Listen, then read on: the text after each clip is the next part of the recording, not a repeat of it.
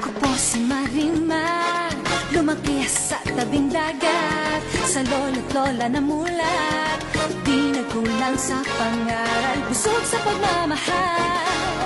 Marimar